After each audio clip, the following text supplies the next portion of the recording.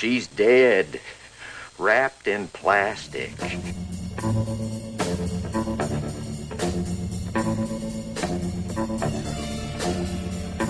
Damn good coffee. And hot. Black as midnight on a moonless night.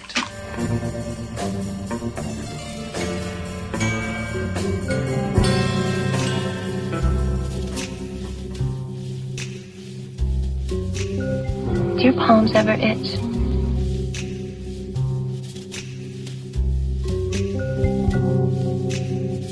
One day, my log will have something to say about this.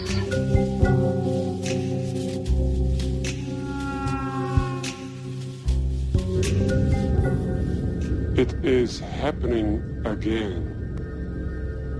It is happening again.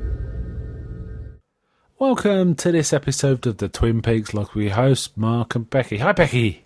Hello. Right, so episode 10. We're running a bit behind, aren't we? Because of life. Life just, we're getting sucked into vortexes and, flying through space. There's all sorts going on, Anyway, okay, so episode 10, called Laura is the One. They tend to use titles out of the dialogue, don't they? And this is no exception to that kind of rule. And I think back on those weird German titles, May the Giant Be With You and all that. So some of them are good and some of them not so much. Laura is the One, I think, is quite a good title. What do you reckon? Yeah, definitely. Not bad. This one steps up into a notch of uncomfortableness, doesn't it? Misogyny and violence and stuff. Straight away as well. Straight away. I also noticed this was a shorter episode than usual. It was 52 minutes it clocked in at, and I noticed 7 minutes of that was the end song. 7 minutes that was going. That was quite a song. Loved it. Loved that song, I have to say. Right, I've spoiled the end of the episode now, but man, that was a great song. Anyway, we'll get to the song and the singer and all that. Okay, a lot of red in this episode I also made a note of. Do you notice that? Yes. Red everywhere. Goes to the gore as well a little bit in this episode, I think. Yes. So basically we see the quite a nice shot of the Twin Peaks countryside. It opens with that nice light shade that kind of also was similar to the beginning of episode 9 where Cage Cooper was walking down the country lane, right? But this is Twin Peaks. We see a trailer, a shed next to the trailer, and then we see Richard Hall pull up in a car. And you always know something horrible is going to happen, right? And he goes and he starts shouting. He pulls up in the car, gets out, goes and starts shouting through at Miriam, who's in the trailer. Miriam, the one who saw him run over the boy and recognised him, right? That's the implication. She's in it's kind of a slightly shaded glass door, isn't it? It's kind of thing.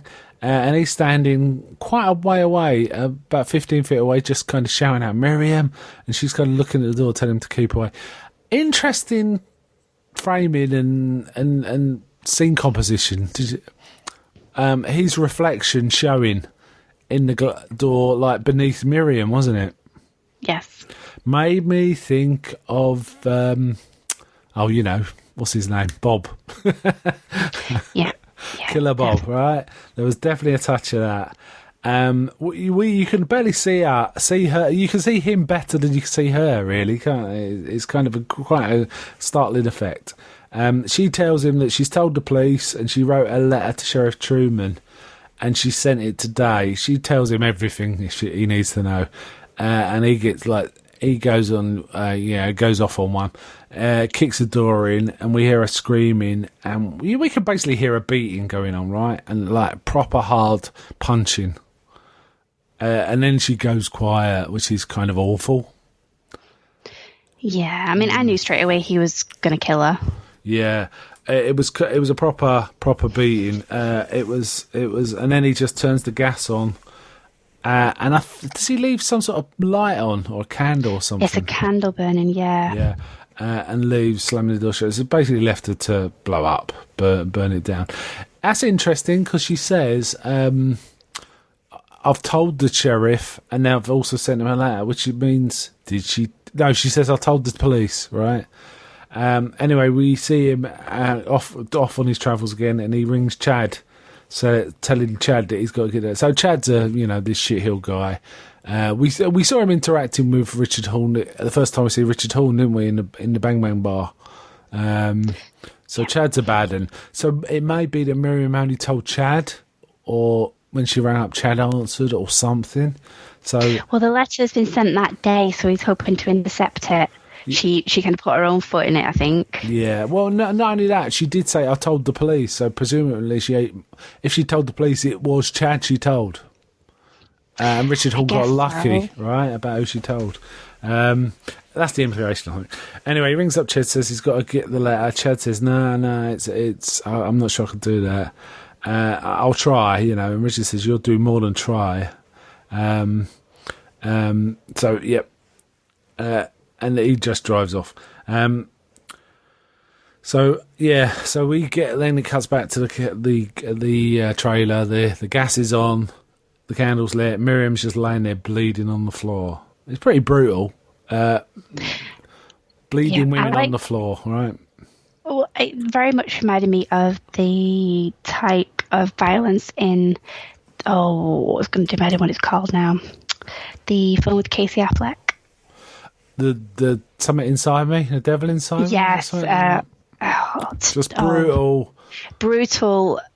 Just cold very violence, right? Yeah, yeah. And that whole scene. And the fact that you didn't see it was also, the tension, I think, was very, again, similar to the work of Tarantino, as we've mentioned before. Yeah. In the previous episode. We don't need to see it. We heard it. Though I think seeing it can be more effective, depending on the director. And Lynch could have pulled it off, but I prefer not to see things like that.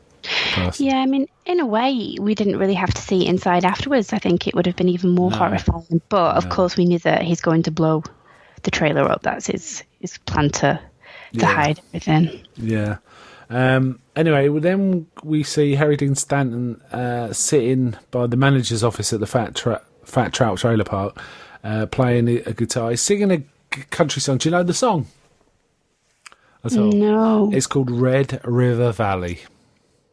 More red. More red, yes. Nice. I thought that was a nice little touch, because he doesn't use red in his lyrics. It doesn't come out. And then we see a red mug come flying through a window of one of the trailers, and we hear a guy shouting. And Harry Dean Stanton says to himself, "It's a fucking nightmare." He's like, "Oh, if you feel like this guy's seen everything in his trailer park." I'll bet. But he gets on with people, right? So he likes people. So it's kind of, he empathises. And then it cuts. I couldn't quite make this out. I knew it was Becky, but I wasn't sure if it was Steve at first, because he just looks so mad and different. It's Steve. What's his name? Burnett, isn't it?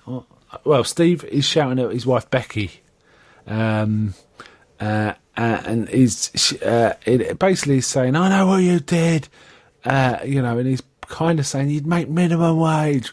He's basically shouting at her because he's angry about she's not earning enough money, I think. Couldn't quite tell. There was the implication she'd done something he didn't like, but it felt pure abuse to me rather than earned in any way. What do you think? Yeah, I mean... sorry, let me just qualify that. I don't mean people deserve this kind of thing. I do not mean that at all, but sometimes there's a thing that starts people off, and there didn't seem to be anything like that, right? Sorry, I just wanted to be clear about that.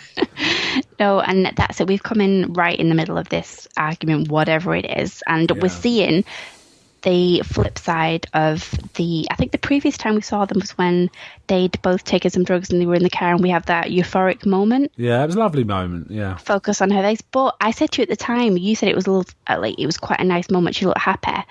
And I said I thought that she really wasn't, and that was her escaping things. Yeah. And then that really ties into this darker bit for me. Yeah.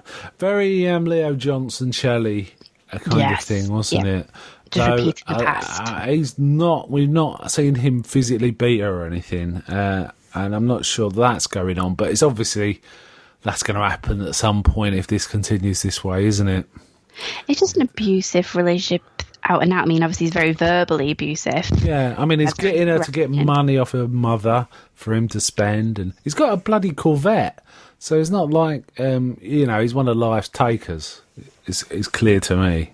Yeah. Then we see one of the gangsters, the Mitchum brothers. Very appropriately named, these Mitchum brothers, because I have to say James Belushi reminds me a lot of Robert Mitchum. Yeah. In this, in the way he looks and the way he carries himself. So it's the other. It's not the James Belushi one. It's the other one, Rodney. He's just sitting there doing some paperwork, and then we see one of the Stepford cocktail waitress girls, with the pink dresses, looking around the room because there's a fly there, and she's got a red kind of towel, or almost like a tea towel kind of thing, a big bandana or handkerchief. It's red, isn't it? I mean, she's trying to flick this fly, but she can't get it. And then she drops it, but she's still kind of concerned with the fly. He's just sitting there doing his paperwork, but the fly lands on him and he kind of brushes it away. But he carries on, he don't care.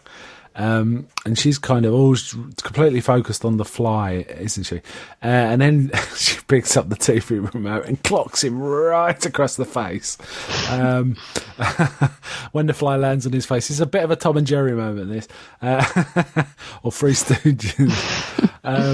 And then he's been hit properly hard with a big TV remote. I mean, it was a big one, wasn't it? And cut his face even. And he's got kind of screams. And then Bradley Mitchum, James Belushi, comes running in and tries to see what's going on. And Candy starts crying and sort of wailing hysterically, saying she's sorry, and all this. She properly goes off on one, doesn't she? Yeah, this is one of my favourite scenes in this episode, and I have to say that the Mitchum brothers have replaced the Dick and Andy show for me. I feel they're making me feel the Horn brothers. Really? Yeah. I think it's a nice mixture of the two. I do. I kind of see yours. I see Dick and Andy there too. I can kind of see that because they're supposed to be tough gangsters, but they're doing this goofy stuff. Anyway. And what was really interesting as well is the fact that, as you said, this episode really does seem to centre on violence against women, and where you expect that to happen, it doesn't. No, you'd expect gangsters to take no shit from no one, but this youngish girl clocks one around the face, and they're like, we'll talk about it in a bit because it develops, doesn't it? This continues, and I want to get into it as we hit the scenes. I think anyway.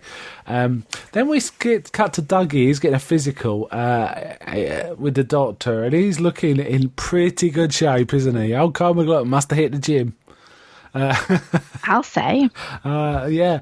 I was wondering, is that CGI? That looks great. Maybe that's what happens if you have your own vineyard. Yeah, maybe. He's in good shape. Janie starts to kind of notice what good shape he's in. The doctor's saying, if you've been working out, you're in great shape and all this. Janie, you could see her kind of, and then Janie says, well, he's kind of acting peculiar, and the doc tries to, listen to his heart, and Dougie keeps touching the stethoscope, and the doctor's, how Dougie keeps, it's Cooper, isn't it? I'll still call him Dougie. He keeps trying to touch stuff, doesn't he, when it comes towards him, and it's all that. And then the doctor says, that's remarkable, and Janie goes, yeah, remarkable. Then we cut back to the Mitchum brothers, and Candy's still crying her eyes out, and the other girls are kind of looking after the gangster who's got the busted face. And instead of going off on one, he's saying to Candy, I'm fine. And she's going, how can you love me after what I did? And all this kind of things. Whoa. Now, after invitation to love territory, I think. It is that's a good point. Candy as well, the name. One thing I thought was, I looked into this actress, Amy Shields. She's quite striking in the way she does it really well. That sort of way. It's a very stylised. It almost, how some of the actors were very stylised in early Twin Peaks. I'm thinking of Bobby actually. they did a certain stylized way of acting rather than natural. And Candy's kind of doing that, and I like it. I really like it. Anyway, the actress is Amy Shields, who did a lot of the voice, and I don't know which bit, and if we come to it again, we will come to the history of Twin Peaks again, you know, the written book. But in the audio book of the history of Twin Peaks, Amy Shields was one of the contributors, and I don't know who she played, but she was in that book. She wasn't Candy, because Candy wasn't in that book, but she played some parts in that audiobook. So it'd be interesting when we get to that audiobook to sort of talk about that, perhaps. Yes. It's possible. I don't think it was, but it's possible she did the voice for Tammy Preston. Yep. It's possible, right? She may have done, yeah. She reminds me of Donna a lot as well. Early Donna. Yeah. The crying, right. Just the hysteria. Yeah. But while all this is going on, the telly's on, and this goofy news report comes on, doesn't it? Where like the news, it's Vegas news, so instead of just being the news, they have to like spin a jackpot machine. What do they call them? A fruit machine, as the like low way of introducing different bits of news, and then we see Dougie Jones report, you know, about Ike the Spike attacking him, and the people saying he moved like a ninja and all of this kind of stuff, and Janie East saying, yeah, and I kicked him and all this, and they're like looking at it, and they look at each other, and it's like, yeah, remind me to call off that hit on Ike, because they obviously have a war with Ike. So whoever Ike's working for is not the Mitchum brothers. No. So it looks like whoever hired Ike has got it in for the Mitchum. Well, sorry, I'm going to take that back. And then they look at each other and he says, "Turns out our Mr. Jones is actually Mr. Jones." Don't I quite understand that reference? Is Mr. Jones just like a name for anyone, like John Doe? Is that kind of a thing in America? I didn't quite understand that line. Maybe, but I was wondering if they had any inclination about the Lodge and Shadow People and doppelgangers. Oh, I can't see that. I don't see these gangsters being involved. No, but just that reference, I was thinking, it's a bit strange, because I think that Ike could actually be part of that wider plot. Possibly. But they obviously had a hit on Ike the Spike for some reason, and I just assumed it was like a gangster feud or something. Yeah. Or he's killed someone they wanted.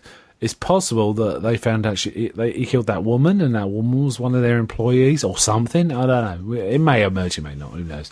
Anyway, as I say, this stuff about Candy. How can you love me after what I did? And they just kind of sit there looking at her. I don't know. But I thought it was actually potentially Ike was working for Philip Jeffries. Yes. That's the line I was thinking, which is why I thought the gangsters might have known about. Yeah. That's what I'm thinking. I'm thinking Ike was basically being directed by Philip Jeffries. So is he an explicit enemy of these two, or is he, like the orchestrator of stuff that interferes with their business, but they don't know who he is? Maybe, who knows? We don't know at this point. Then we go back to Dougie's house. We get a shot of the red door. Then we get a shot of Janie's red shoes, and she's kind of twiddling the slippers around her feet, and she's kind of looking at Dougie with a bit of, there's a bit of, in her eyes. And it made me laugh, because he's just eating a cake, and he's completely oblivious to anything, isn't he? He's eating chocolate cake. And she says, "Dougie, do you find me attractive?" And she says, "I find you attractive." And she's smiling at him, and he's just eating his cake. Such a man. Talk about have your cake and eat it. Yeah, have you? And then we get the sex scene, which I think that's the first. Oh no, there's a bit of a one in episode 1, isn't there? Before people's heads get destroyed. Basically, she's on top of him in bed, sort of riding him, isn't she? And his arms are flipping up and down. She's smiling, and I was thinking at one point, "Oh God, is he going to have a reaction like he did when he had a piss?" And I thought, that's going to be awful. And she's going, Dougie. Anyway, I better not do the sound effects too long. but she's saying it so loud, Sonny Jim wakes up and sits up, doesn't she? She's shouting, Dougie. Thankfully, he's grinning. Because this could have been quite grim played any other way. It's like, anyway, she's obviously very enjoying herself. You get a sense that she's, I don't want to be cliche, but she's kind of frustrated with Dougie and the situation, and sex isn't a thing with them perhaps anymore, or something, or romantic stuff isn't a part of their lives, or certainly not while he's been in this state anyway. But especially while he's riding other women. Yes, indeed. Or is it, Jade gives 2 rides. Yeah, he gets 2 rides. So you get a feeling that that was perhaps a dormant part of their lives together, but it's been reawakened somewhat. There's a sense of that. It's been a while. Say again? I thought you were going to say it's been a while. It probably has been a while. Anyway, she after she's done, she lies down and she tells him she loves him. And I think he says "love you" back, which is kind of sweet. There's some nice slow music as well. It's really nice. That is a nice scene, and he looks genuinely happy, whatever stage he is in his transition. Whichever, Coop, Dougie, whatever he is at the moment. He does seem really happy, and their relationship and the dynamics of that, I think I really appreciated that offset against the other more violent relationships in this episode. I think it was necessary. It's interesting that the sweet ones was these two, and not sweet, but not horrible. It was the Mitchums and Candy and the girls. Yes. I still don't know what that relationship is. I don't know.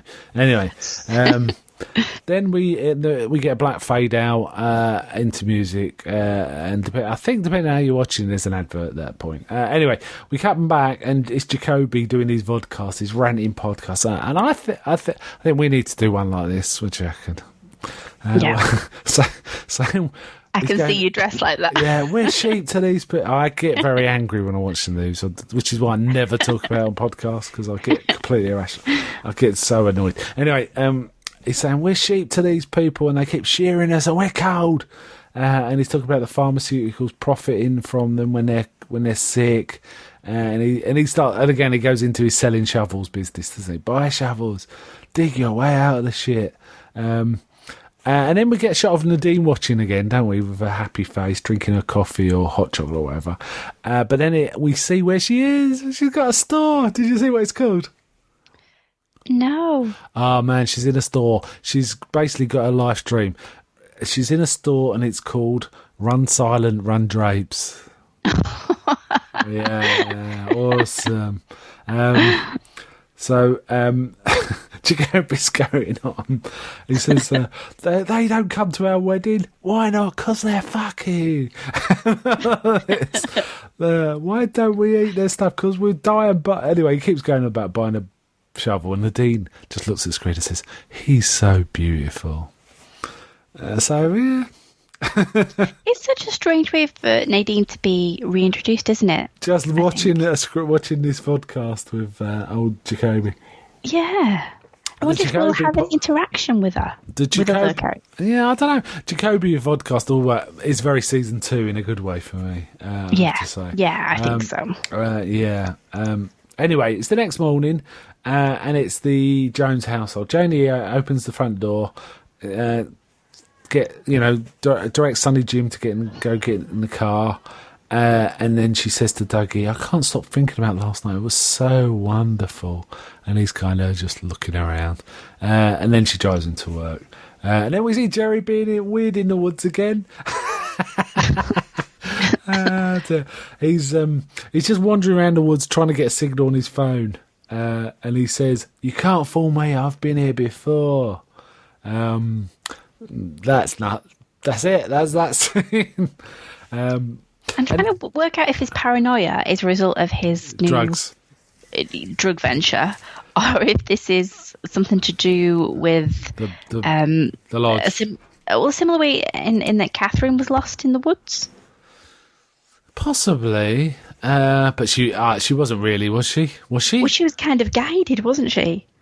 She said, I didn't believe a word of that. In terms of, I tied all that into the fate aspect. The way that Log Lady would disappear when she was a child, and Well, it could be that. But anyway, old Jerry's just wandering around. His foot's talked to him already, and now he's trying to get a phone to him. Anyway, and then it started with him ringing Ben and saying, what was it? I don't know where I am. I can't find my car and all this.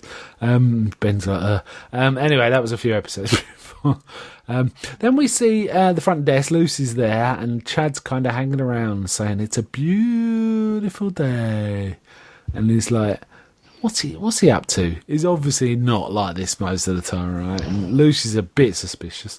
Then the post van comes, and he says he'll go and collect it. And Lucy's like, but they'll bring it in. He goes, oh no, I'll save him a job. I'll go out. And he goes out. He finds a letter addressed to the sheriff that looks like it's from Miriam, and sort of puts it in his shirt. I wasn't clear personally if Lucy saw him do that. I don't think she did. She was watching him, but he did have his back to her, so he could well have slipped it without it. We didn't see it clearly from her point of view, her clearly seeing him slipping it in his shirt, right? No, she's just suspicious, yeah. Yeah. So she may have seen him, may not, but it's not clear at this point. I suspect she didn't. And then he brings in the mail and says, this calls for another donut. That's right. And Lucy's like, and then we see Richard Hall driving, all edgy, doing his edgy driving things. Whenever he's driving, I'm like, oh, bloody hell, someone's going to die. He gets a text that just says done, so presumably that's from Chad, right? That's the implication. And then we have a very odd scene. Johnny Horn was the person who ran into the wall in an earlier scene, and he's sitting there with a big bruise on his face and like a protective helmet, but all kind of restrained on a chair at a table. And he's looking at basically a teddy bear with a glass bowl head instead of a teddy bear's head, with a weird face drawn on it. And the head lights up when it speaks. It's talking, this thing, and it keeps repeating reasonably frequently. Hello, Johnny. How are you today? Weird, huh? Yes, but is it that weird in Twin Peaks, really? Yeah. No, I thought that face was meant to be like the angry troll face, the internet angry troll face, the one where the guy's kind of screaming. But Mike from Chinstroker versus Punter actually posted on the forum and said, no, it's from this. And it was a show that David Lynch used to draw or something. And it does look very similar. Unfortunately, I haven't got the details to hand and didn't think to sort of write it down. But he kind of recognised it from another David Lynch venture. So, weird. It made me think of AI, the film AI, with the talking teddy. And funny enough, the house had that Steven Spielberg Kubrick vibe from AI too. In fact, the scene that the scene that follows reminded me of Clockwork Orange strongly. Very strong. Have you seen Clockwork Orange? Yeah, no, definitely. And I think the scene with the rape and Patrick McGee's and his wife in their house, it reminded me of that whole thing quite strongly, what goes down here. No, completely. I think that the series overall in Lynch and Frost could be argued to, I think throughout the episodes there's quite a lot of references to cinema. Yes. Different styles, different tones, not always kind of overt, but I think it's very much a love letter to cinema in general. I think I definitely felt Kubrick in this. And in fact, there is a connection with Kubrick that I found out the other day, which I never knew. Apparently, during one making of one film, Kubrick, for breaks, used to go and watch Eraserhead, and he described Eraserhead as his favourite film. And when David Lynch found out, he was properly over the moon.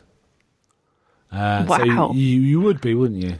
Oh, goodness, yeah. But I've got a feeling there's a lot of directors David Lynch would not be care a jot whether they liked his stuff or not, but there's some he'd be really, if Hitchcock said he liked it, I think David Lynch would be properly impressed. Kubrick as well, and so on. But yeah, Kubrick really liked Eraserhead.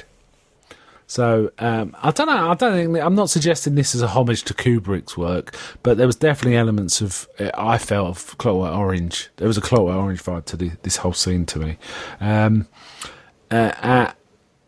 Also, while all this is going on, he's sitting there watching this, teddy bear, glass head teddy bear thing, saying, "Hello, Johnny, how are you today?" There was some sort of gentle, like relaxing music playing, which I remember hearing for the first time in One Flew Over the Cuckoo's Nest. They used to play it on the ward to keep the patients calm. It's a piece of music called Charmaine. But I also the Green Mile. It was in the Green Mile too. That kind of evokes cinema, One Flew Over the Cuckoo's Nest to me, and there was also a bit of that, Johnny was restrained in a chair in a sort of relaxed music environment. It was very One Flew Over the Cuckoo's Nest. Anyway, we then see Sylvia Horne. So this is Sylvia Horne. He gets a message. Now this is it. Gets a message that her grandson Richard is on the way in. So this is Audrey Horne's son. Yeah. It can't be Johnny's, can it? So it must be Audrey Horne. It's again begs the question, is this the offspring of Cage Cooper? Did he rape Audrey when she was in a coma? Oh, that's... Yeah, definitely. The only... we are suggesting that he inherited a different... I don't know, is it in the DNA or is it something else when it's Black Lodge, spirit, in some of that dark spirit of Cage Cooper rather than, Dale Cooper. But I might be speculating wildly there. Yeah, I'm really interested to see how this pans out. But essentially, that's Audrey Horne's son, right? Yes. She goes to the front door, opens it, and tells Richard she's got, don't get out of your car, you're not coming in, you've got to stay away, but he just ignores her. This bloke is a proper scumbag of the First Order. He really is. I want to see him get shot in the face by someone, frankly. The sooner the better. That's too good for him. Yeah. Anyway, he pushes in. He says, all I want's a couple of dollars. Help me out, I want to leave town. That's what you want, isn't it? And Johnny sees all this and starts getting agitated. And it's so agitated that he pushes the chair over and he's like lying on the floor, tied up, which, Clockwork Orange, that's what that scene, that part of it evoked for me. He grabs her, threatens her, trying to chokehold her. The language is properly foul. I don't even want to repeat it because it was so unpleasant. He basically puts a choke on her to get a safe combination and opens it up, gets all the jewellery, takes money from her purse, takes silverware. He's taking everything, right? Anything worth anything, he's taking everything and just leaves. And she's while all this is going, she apologised to Johnny about what she's brought to the house, really, doesn't she? He's kind of sad. Totally, and Johnny must be not only traumatised in seeing that, but he is restrained, and there's nothing he can do. No, and he's kind of which is horrible, isn't he? He's beside himself. And while all this is going on, this soft music and the bloody bear saying, "Hello, Johnny, how are you today?" still going for the entire scene. It's very disconcerting scene. Yeah, and the things he calls her is like quite shocking, actually. I don't want to go on about it. No, it's definitely, I think, one of the more troubling scenes. Yeah. And in regards to his character, it struck me here that we've only seen him be aggressive and violent towards women. Yeah, men is deferential too, isn't he? Well, yeah, but he was that angry at himself after the altercation with, what's his name? Red. No. Yes. Yeah, Red. Yeah, Red. Ironic, this episode. Yeah. That's when he was so distraught and angry and frustrated. That's when he hit the child. Yeah.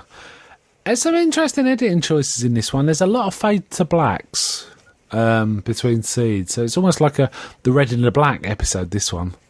So much red and fading into black between each scene. Then we cut to Vegas and we're in the high rise. Now, this guy, I can never remember his name, but his name's Duncan. He's the guy that's got the assistant, Roger. Duncan Todd is his name.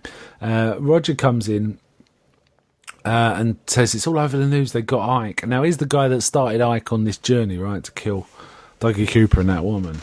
So he's beyond that. He's being directed by, we think, Philip Jeffries or Cooper or something. We're not quite... Cage Cooper, I should say, or something.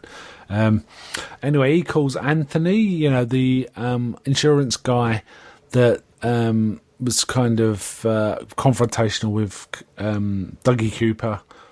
The sleazy insurance guy. Tom Sizemore, isn't it? Yes. Is the actor. So there's a link there now with the insurance. So, links are building up.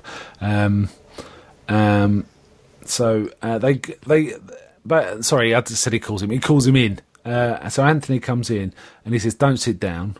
He says, "You need to convince my bitter rival." So he's the rival as far as this. I think as far as the Mitchum brothers are concerned.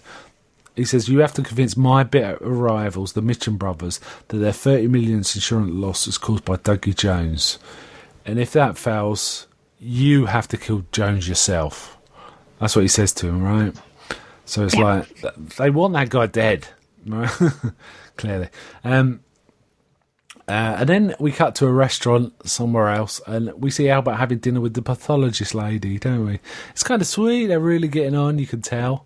But then we see Cole watching him, smiling away, grinning away, so happy that Albert's enjoying himself. He kind of gestures and calls over Tammy, and they both look, and they're both watching him like I don't know, it's a bit teenagery, isn't it? This way, it's kind of they're glad to see Albert happy, aren't they? Yeah. They obviously think it's sweet. I kind of like that. That's nice. Meanwhile, at the Silver Mustang Casino, the ones owned by the Mitchum brothers, Anthony comes in and says he wants to talk to them. Rod Mitchum sees Anthony in the camera, and Brad says he doesn't. Yeah, James Belushi says he doesn't trust him. I think he says something like, "I don't trust him as far as I can throw a car," or something like that. Anyway, they send Candy to go get him. She's being super distracted, isn't she? She really isn't. She's almost like she's in shock or something. What was your thoughts on this? I don't know, because it's happened since the incident where she was so hysterical. Yeah. It's almost as though she's had a bit of a break. Yeah, she's not with it. But she's not distraught, is she? She's just away somewhere else. Her mind's wandered somewhere else. She's being weird, right? She's just being weird. So they finally get her attention, and they're getting more and more cross. And she says, "You want me to get him and bring him here?" It's like, and then they watch her go down to him, and she starts talking for ages and ages, and it's like, "Tell him to come up." And it's the way that she gestures and kind of moves around in a circle bit by bit. And the insurance bloke's just standing there. And I noticed there was ominous music playing, like some bad shit was going to go down. I was like, But even so, this was a really comical scene. It was properly. Again, it made me think of when Lucy starts rambling about stuff, it felt like an updated version of that kind of thing, just dragging things out. Or possibly the old room service guy. Talking about insignificant stuff, just asking things. They get angry, and then Brad says, these are tough gangsters. If we fire her, she's got nowhere else to go. So she's an employee, right? Presumably to look good on her arm or something. But they obviously care enough not to say, well, anyone else would just say, get rid of her, she's rubbish. But it's like, we fire her, she's got nowhere else to go. They're kind of reasoning with each other. So it's like, these gangsters are not what they seem to be, are they? No. They've got hearts of gold kind of gangsters. Which seems like a knowing, kind of nod and a wink at the misogyny in the episode from the creators, I think. Yeah, possibly. I also thought it felt a bit, I don't know, like you say, Dick and Andy or the Hall No, brothers. completely. But, it's quite evident in the reception to this episode and a couple of the previous ones how people seem up in arms about the misogyny that's being portrayed and what it says about the current climate and such. And I think they anticipated that. I think Lynch and Frost, and this is, for me, that's how I read it, as a little, nod and a wink to that, how it would be received. Yeah. I'm definitely detecting Frost in this. Yes, and I think we don't give him, not necessarily you and I, but people don't give Frost enough credit. When you talk Twin Peaks, you think Lynch. Yeah. And I think in terms of the writing, I think the lighter stuff that isn't too weird, that's weird enough, is Frost. Yes. I think you can kind of tell that from just watching Fire Walk with Me, right? You can see where Lynch is about, and you can kind of detect what Frost is about in the rest of it. And I think from the way that Lynch works as well, the way he approaches his art, essentially, that Frost kind of goes around that and complements that really well and works with Lynch in the way that Lynch seems to already come with an idea, if that makes sense, a kind of visual, a style. Yeah. And Frost kind of works and weaves that into everything in a really, and that's not an easy thing to do. Yeah. So I really don't think people give him as much credit as he's due, especially if, have you seen the documentary about Lynch? No. About his artwork? That's a really interesting watch, and I'd recommend that to anybody. Well, we'll cover it sometime, right? We'll cover it as part of this podcast. You know what? I was thinking the other day how bereft I'm going to be once this season finishes of oh no, Twin Peaks. What are we going to do? But, we got the X-Files to get back to, haven't we? So we got a fallback. But, man, it's not going to be the same night. I mean, this is so exciting. Waiting for these shows. I'm really digging it. Or I was thinking, it's going to be a drag waiting week to week. But no, man. I feel like, I've watched the episode this week. I've had my fill. I feel very content. I'm happy to wait another week, but then when that week's passed, I'm going to consume the next one with glee. That's how I'm feeling. What about you? Yeah, this is, for me, my first taste of watching the series in this way. Yeah. And I can't imagine the anticipation and the excitement that everyone must have felt first time around, because this was so innovative. Yeah. And even I can see that, and I didn't watch them first time around. Yeah. So it's been a joy, really, to watch. It's been joyful. I mean, this series is as good as for 1 or 2, I think, personally, so far. Even though we got I feel like some threads are getting resolved, but the net does keep growing in some ways. Some scenes appear and you think, does that tie to anything? I don't know. I'm going to have to try and remember that. And it'll be interesting when we get to the end of it, if we rewatch it, that scene never resolved, ever. It didn't mean anything. They just put it in. It's goofy. It'd be kind of cool. Anyway, let's get back to this. When they finally get back, Candy brings Anthony back. Brad says to Anthony, what were you talking about? And Anthony's like, she was talking, I wasn't. And I asked Candy what they were talking about, and he says, she gives basically a weather forecast and says it's really lucky we've got air conditioning. And so anyway, they ask Anthony what he wants, and he says he tells them that Doug has got this personal vendetta against them, and it's his machinations that have stopped them getting the $30 million they're due for a hotel burning down. Because he's determined that they don't get their money, because he's convinced it's arson, or saying it's arson. And the brothers say, we want to meet this, Mr. Jones. So, not only is this guy taking them for $470,000 in the jackpot stuff, he took them for $30 million, so they're super mad. And they come up with this cheesy line, a really cheesy line. You fuck us once, shame on us. You fuck us twice, shame on you. You're dead. So, that's so camp. Yeah, okay. What do you think of it? Yeah, again, quite Tarantino, I think. Then we get a shot of Carl. This is an interesting scene. We see Carl sitting in a little office room or something, or possibly a hotel room. He's sketching this weird antlered animal, and the artwork does look a bit like the picture I saw that Mike Chinstroker posted.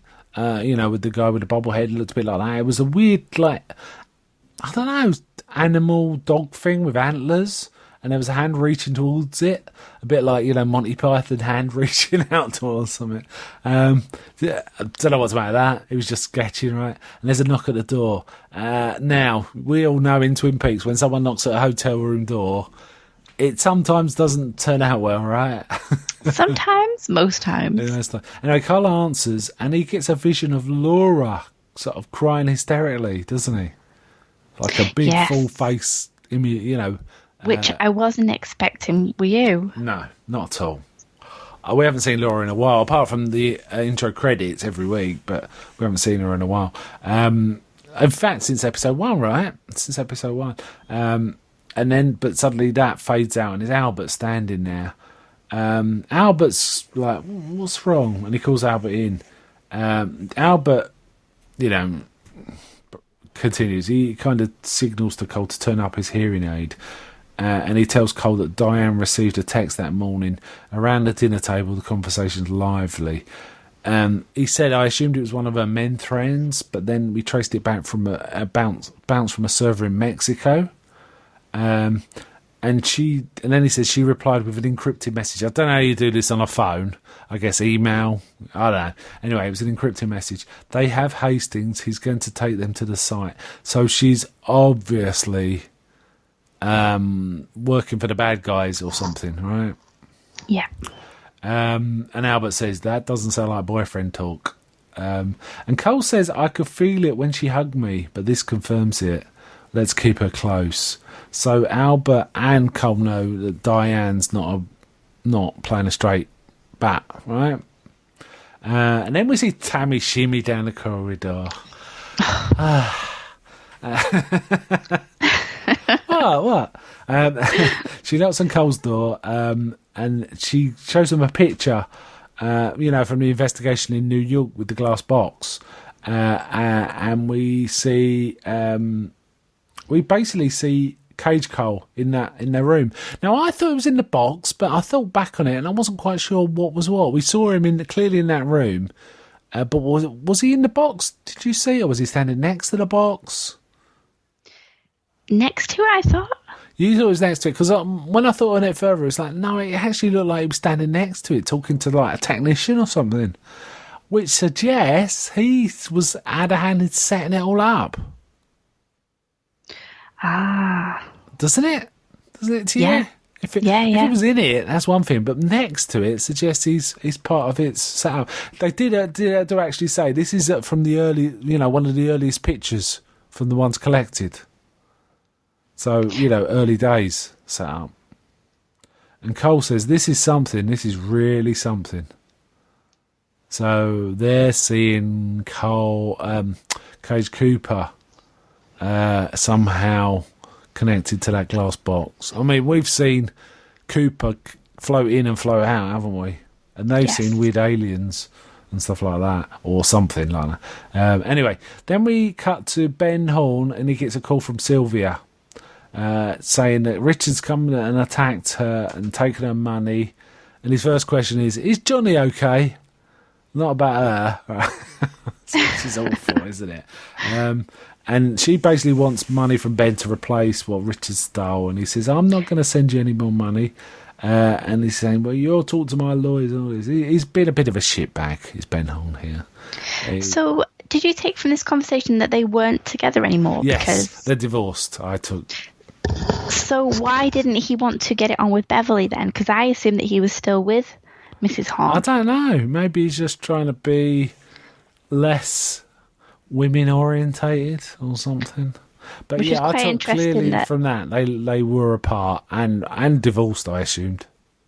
Yeah, and then Well, you don't say to your wife, I'll send you money, or I won't send you money, because you have a joint account usually, right? So it's only divorced people that send each other money. Well, it just made me laugh at the end of that conversation. He said, Beverly, do you want to go to dinner? Yeah, it's like, I need to relieve a bit of stress here. Let's get going. The old Ben Horn comes out. And Ben Horn comes steaming out there. He'll be chomping on a carrot or a cigar next. You could just say. And then we have quite a poignant scene. Log Lady talks to Hawk. She gives quite a long speech, but she's basically saying, she's talking about the electricity humming, but the glow's dying, and what will be in the darkness remains, And she also says the Truman brothers are both true men, and they are your brothers. It sounds like, to me, Truman Hawk and Andy will be significant in this final battle confrontation in some way. Yes. That's what I kind of felt from this. That's what was suggested by that dialogue. And then she says, and the others, the good ones that have been with you. You know, she's talking about who are their brothers. Now the circle's almost complete. It all comes out now, flowing like a river. And then she says, Hawk, Laura is the one. So there we go. Laura is the one. So Laura seems to be the key to the whatever's going to happen, I'd say. Yeah. So, Which is interesting again, in a similar way that the second series did. We lose sight of Laura. her completely, even though she started this season. She was there for the beginning episode. So it's there's a suggestion Laura's going to be sort of important in this, isn't it? These Log Ladies seems really good. I'm always surprised when they happen because I assume that's the last we're going to see of her. But when she pops up, it's nice. It's very nice. It is. I'm really happy that this actress. She's really good. It is a shame she died, but it's as a nice sort of final piece of work from her that she'll be remembered for a long time for, I hope. Yeah. And then the song starts. Oh man, I absolutely love this song. I think it's such a good song. What's your thoughts on it? I loved it. You had mentioned to me before I watched this episode that you were enamoured by the song. So it didn't considering the high expectations. No, I think it's my favourite song. Yeah, it is from this series, and I love the chromatics, and they were on this series. So, I mean, I thought I've recognised this woman, but I don't recall ever seeing her. And then I looked into it. She sang basically the Spanish version of "Crying" in Mulholland Drive. Yep, I adore that song. That is a good version as well. And this really song is kind of reminiscent of Crying, isn't it? It's got a similar kind of vibe. But man, this is a good song. This is my favourite song of the year, actually. I like it that much. I mean, I know it's an older song. I mean, I think it was done in 2011 for her by David Lynch. So David Lynch has got some songwriting skills, I have to say. Yeah. He's inputting some really good songs. And this was a beautiful song. Very simple song. Her dress kind of made me laugh because it had the pattern just like the Red Room. Yes. And there were Twin Peaks. Yeah, the zigzag floor. And also there were red curtains behind her as well. 7 minutes it played.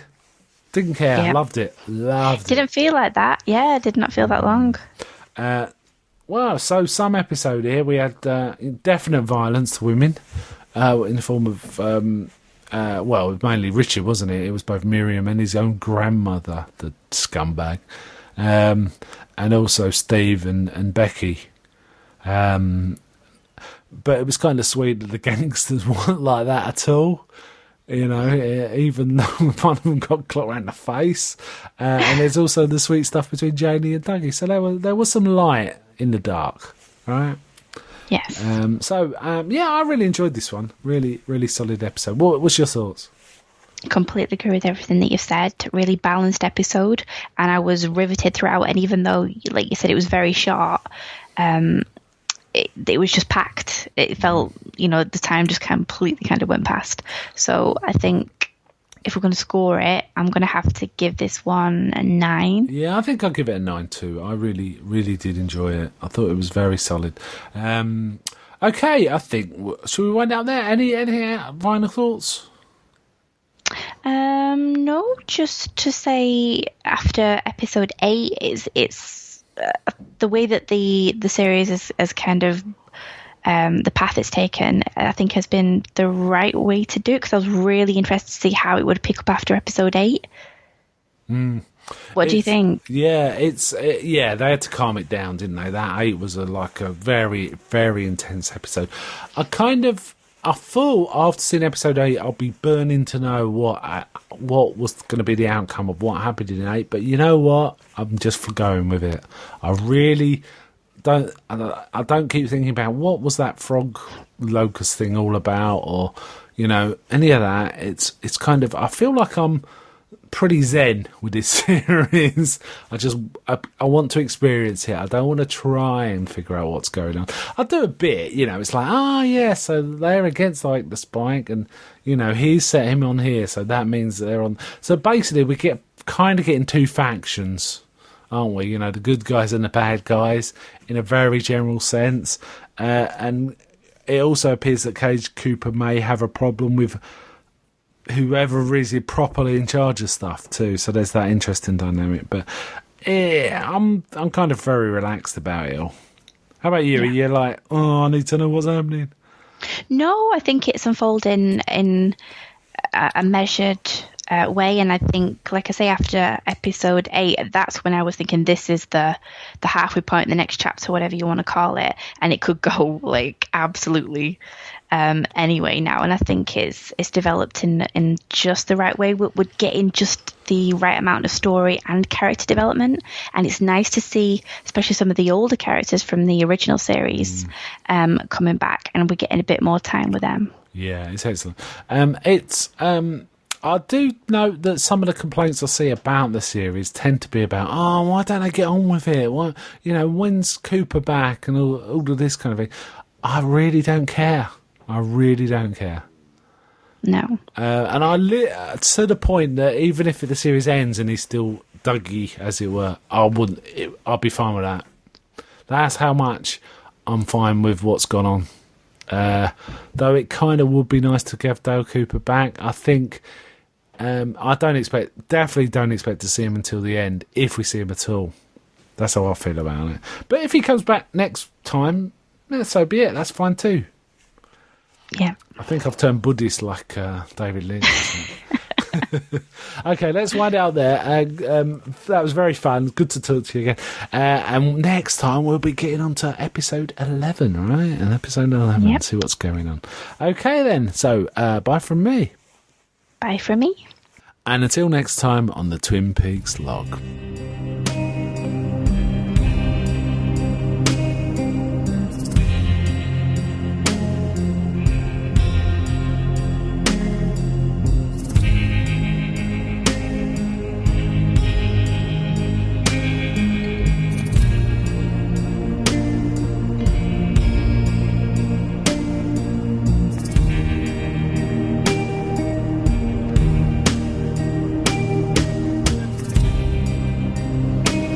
My dream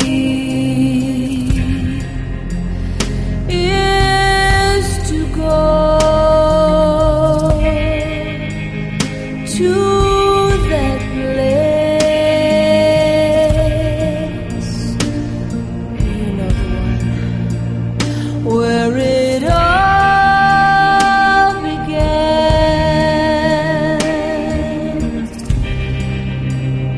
On a starry night,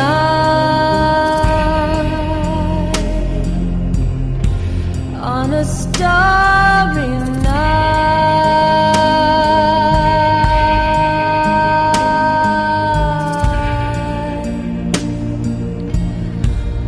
where it all began.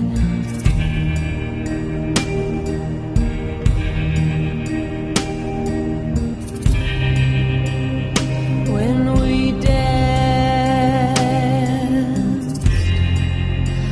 with the stars in our eyes, the night when it all began, when it all began.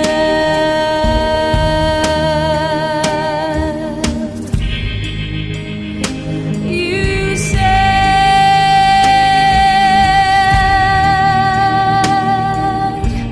hold me, hold me, hold me. Don't be afraid,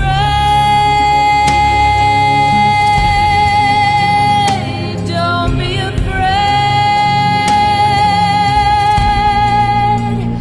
We're where the stars